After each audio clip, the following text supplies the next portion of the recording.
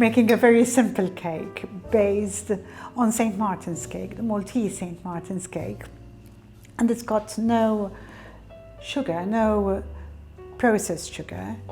And in fact, we're going to sweeten it by using dates. I'm using these chopped up dates that are very compact.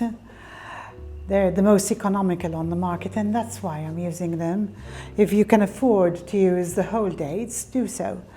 And I'm also using some dried figs. And that's where the sweetness comes from. It's got no oil and no butter, but we obviously have to bind the cake with something, and I'm using eggs. The difference with the St. Martin's cake also is that I've doubled the amount of flour. So the fruit and nuts in it are less concentrated, and I'm starting with my self-raising flour. As usual, sifting it twice. And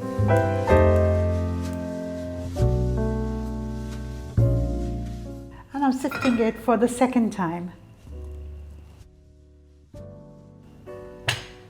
And then I'm adding the rest of the ingredients. I've got some bicarbonate of soda, just to give it that extra boost. And then some mixed spice, cinnamon, and some ground cloves, less than the other ones because it's obviously a sharper flavor.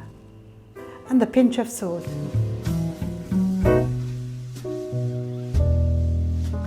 I've soaked my dates in some warm water.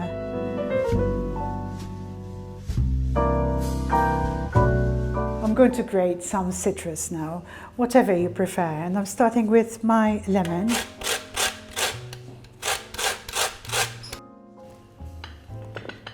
Orange.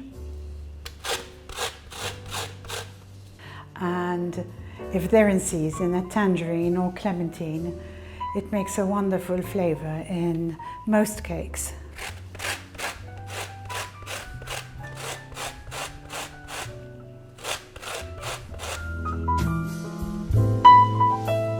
Next, I'm going to add some hazelnuts, whole hazelnuts, and you must make sure that they're fresh also. Next, I'm going to add some dried figs.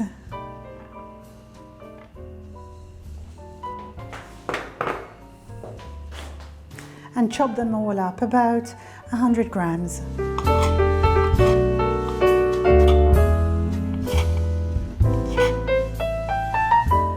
So I'm adding my dried figs, all chopped up.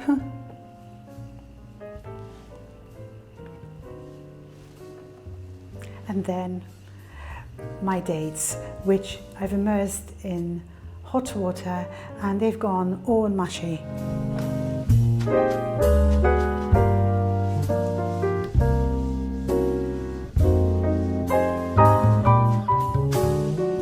I've got 4 eggs here, and adding some vanilla.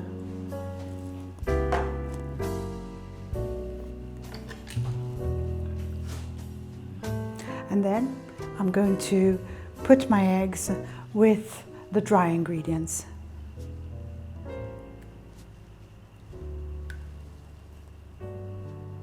This is one of the easiest all-in-one cakes. And remember, we've taken away the processed sugar and all the fats, so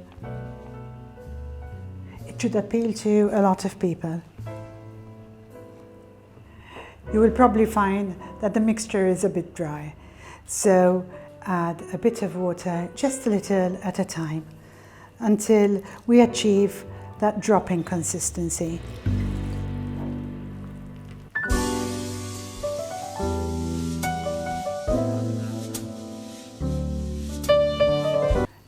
And this is what I mean by dropping consistency. It falls easily off the spoon. I'm using a cake tin of 20 centimeters, but you can also have a wider one and a flatter one, depending what you like. And very quickly I'm pouring my batter into the prepared baking tin.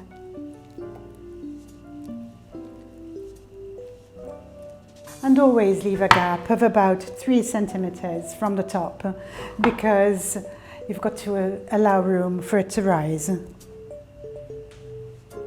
And I'm topping my cake with some more hazelnuts. I'm preheating my oven to 180 degrees, and this will need about 45 minutes to an hour because it's quite deep. If you use a flatter dish, you'll have it ready in about 35 to 40 minutes.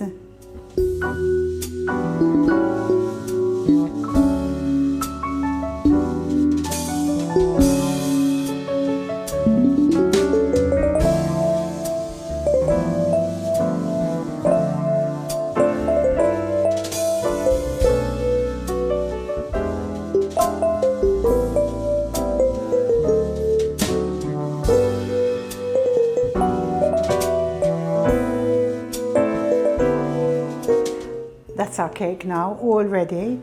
And while it's still warm, I'm just brushing some warm honey over the top.